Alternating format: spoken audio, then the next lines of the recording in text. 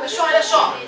Uma notícia boa, Eu tinha te dito, né, que a parte cabreira da física era justamente o começo. Que a gente tinha que ver estática de ponto material e estática de corpo extenso. Né? E eu te confesso que eu já comecei pela pior parte. Te ensinei o pior tipo de problema que a maioria da galera não mata, que é aquele de pendurar um corpinho com 2 cabinhos, né? Te mostrei até no final o teorema de Lamy, que embora seja mais prático, se os ângulos não forem favoráveis, fica difícil, porque aí na matemática o cara não consegue achar o seno de ângulos bizarros, né? Fica difícil. Então, o porto seguro é aquela técnica mesmo de fazer o diagrama de corpo livre, decompor os vetores, equação para x, equação para y. E isso aí, depois isola numa, substitui na outra. E a estática de corpo extenso, ela pode ser até mais trabalhosa para alguns alunos, é aquela do momento, né? Que tu começa pela equação do momento. A vantagem dela é que com a primeira equação, tu já acha uma das forças. Depois faz a equação da força resultante, acha outra. E eu não acredito que só depois dessas aulas agora tu vai pro vestibular e vai acertar essas questões. Ano que vem, a gente volta a trabalhar elas. Tu acredita que ano que vem vai cair de novo no começo do ano já essas questões? Então tu ainda vai ter mais uma oportunidade de fixar esse conteúdo, de aparar as arestas. Uma coisinha que é mais boba nessa parte de estática, mas que eu não quero deixar, não quero pular, é a parte de classificar as alavancas e os tipos de equilíbrio que existem nos corpos. Então eu vou finalizar a parte de estática apenas te contando umas bobagenzinhas mais supérfluas. Estática. Galera, toda alavanca, ela tem um ponto de apoio, que é o ponto de giro, né, o ponto fixo da alavanca. Ela tem um lugar onde tu vai fazer força, onde tu vai aplicar uma potência, e ela tem um ponto que vai levantar alguma coisa, né, vai vencer uma certa resistência. Dependendo do tipo de alavanca, tu vai classificar ela.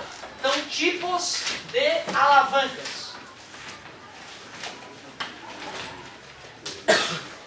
Qual é a alavanca interfixa?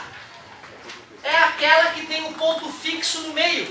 Por exemplo, a mais famosa das alavancas, aquela que tu apoia ela no meio, que é levantar uma pedra lá na ponta e faz uma força na outra ponta. Parece o que é isso? A gangorra é um ótimo exemplo. Né? A maioria das vezes eu acho que alguém vai usar uma alavanca e é isso que acontece, né? O cara coloca a alavanca lá na coisa que ele quer movimentar e puxa na outra extremidade. Se a resistência está numa extremidade e tu faz força na outra extremidade, claro que o ponto fixo, que é o ponto de apoio, tem que estar no meio. O nome é justo, né? Interfixa. É o ponto fixo que está no meio, não é isso? Mas sei lá, né, cara? Vai que tu vai quebrar uma noz. Já viu como é que é o quebrador de noz? Geralmente ele é assim, ó.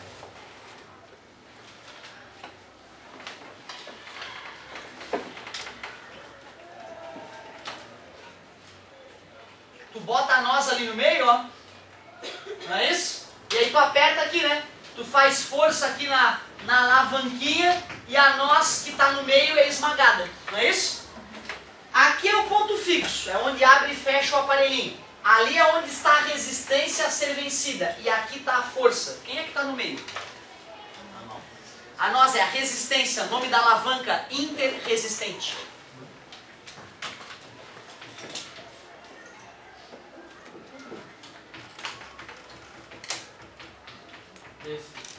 Professor, Oi.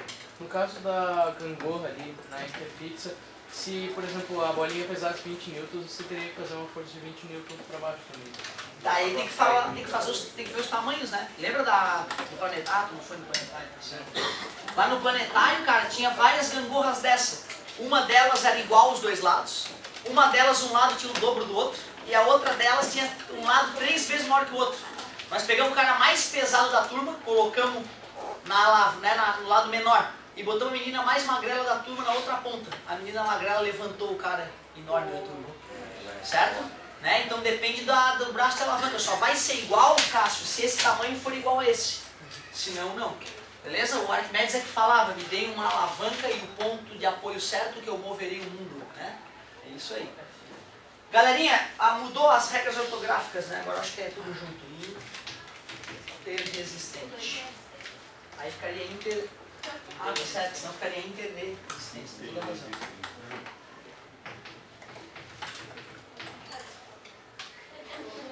Agora é junto, né? Que loucura isso, né? Interresistente. Galerinha, olha só. Se numa das alavancas o ponto fixo estava no meio, em outra alavanca a resistência estava no meio, quem é que falta estar no meio agora? A força, né? Vou usar toda a minha habilidade de desenhista então para te mostrar a interpotente. Por que será interpotente? Porque a potência, a força que tu faz é no meio.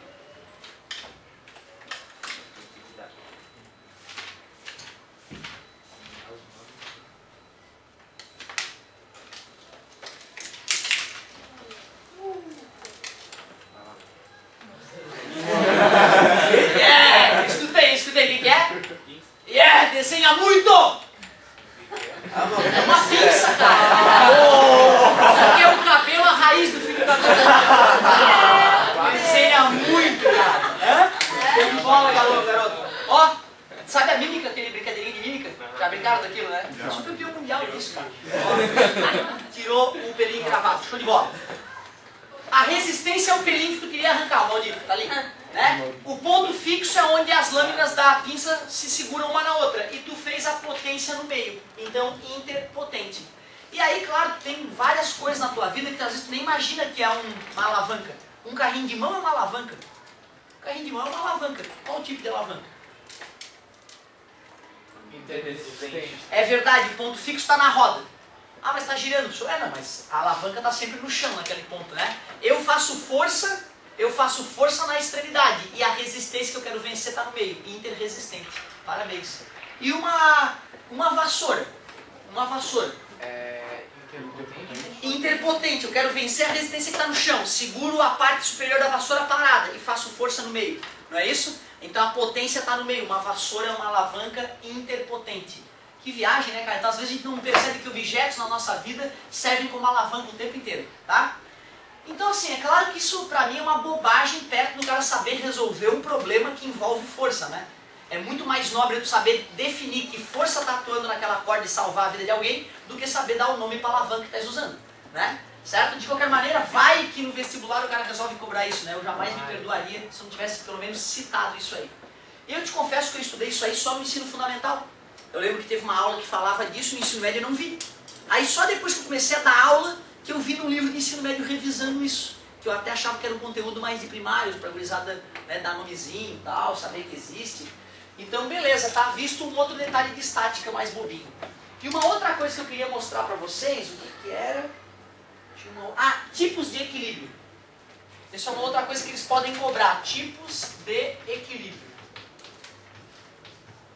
Essa é outra matéria que eu não tive no ensino médio. Eu tive na faculdade, eu lembro, o professor de Eletrotécnica 2, ele deu umas dicas assim que ele lembrou isso. Eu, caramba, cara, eu não lembro de ter estudado isso.